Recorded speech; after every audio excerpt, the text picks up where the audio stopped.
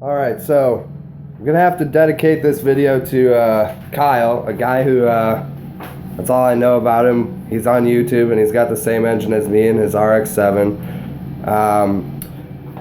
I fell asleep last night and I did not try the modification that he suggested.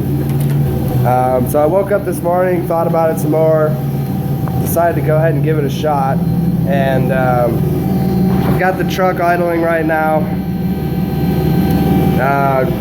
It was doing this before, idle's no problem, but just take a look at my map here and the modification that I made that he suggested. I changed, all I did, this is all I did. I changed the filter level for the trigger signal and the filter level for the home signal. I had these set at 1 before. I changed them to 0. This is the only thing I did. Okay, I applied that, rebooted the ECU, started it up, and I've got it idling now. So here's the difference that made.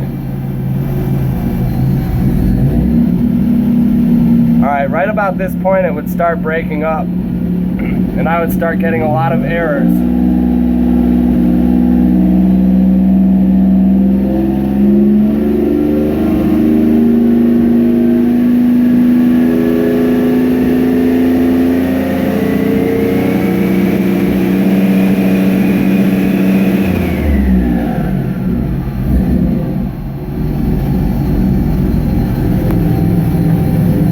That is freaking awesome.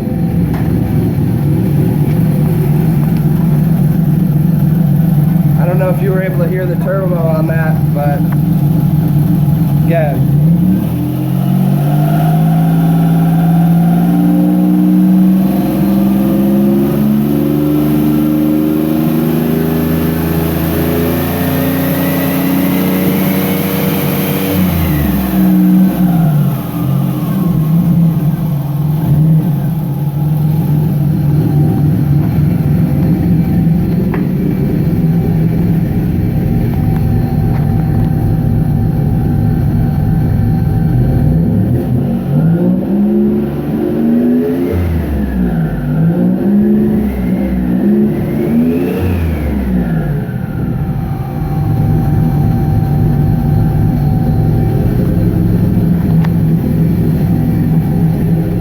Alright, so obviously I do not have the intercooler hooked up right now. You can see the outlet of the turbo comes to here, and then it's right there. It's not attached to anything. So here it comes back over here, comes right back up here, blow-off valve into the throttle body. So the turbo's not hooked up yet, basically. It's basically acting like it's naturally aspirated right now. So no worries about getting into any boost right now. I'm working on my front bumper, which has the intercooler hard mounted to it, so that's why it's off. But next question I have is, why is it that when I was idling, or doing anything for that matter, it seems that in my VE map, those values are way out of whack. Once the engine warms up, I have to run somewhere in 133% VE in order for it to be around 13.7 on my air fuel meter on here. So I'll start it up again just so you can see this again, but that's also what I'm wondering about.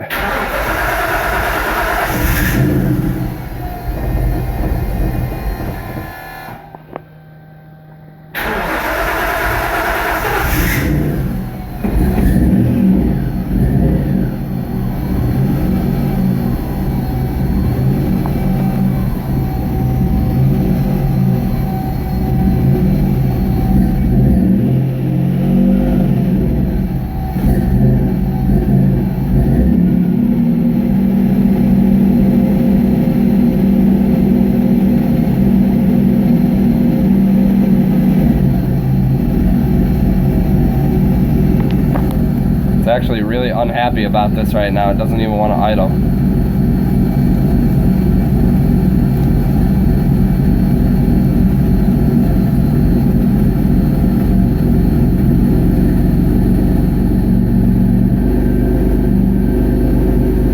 There we go.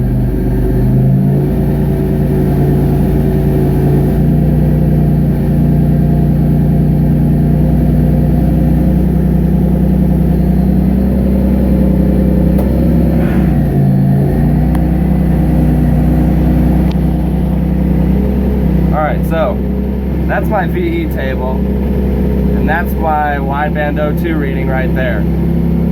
What sense does this make?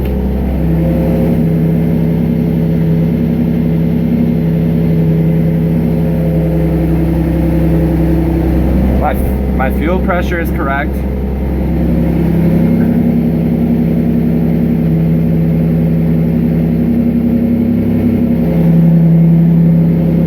Gauge matches what's on my fuel pressure regulator.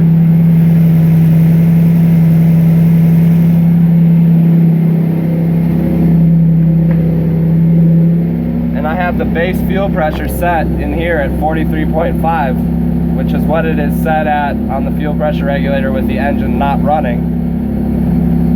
Or in other words, with the vacuum line disconnected from the fuel pressure regulator. You can see that here. 43.5. So it's like something is way off about how much fuel it thinks it's injecting. If I look at my injection settings down here, I've set up the dead time per what's on Injector Dynamics website.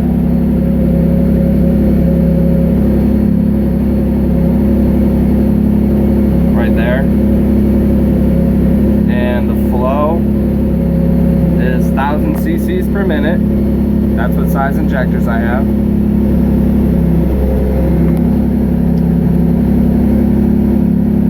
Firing angle, I left that at whatever Haltech had it at, because I have no idea what this does yet. I mean, I know what it does, but I have no idea how to set it correctly.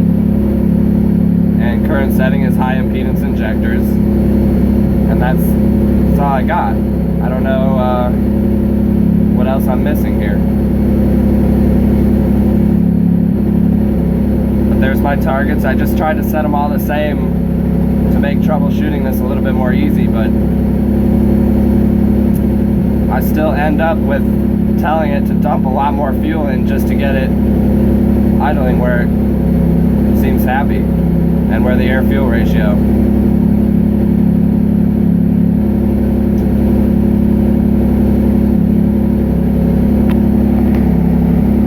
So thank you again, Kyle. Excellent call on the no filtering on those settings. That was definitely the answer, and I appreciate it a lot. And if you have any more insights on what's up with this VE stuff, I have no clue what's going on. Appreciate it, man. Thank you.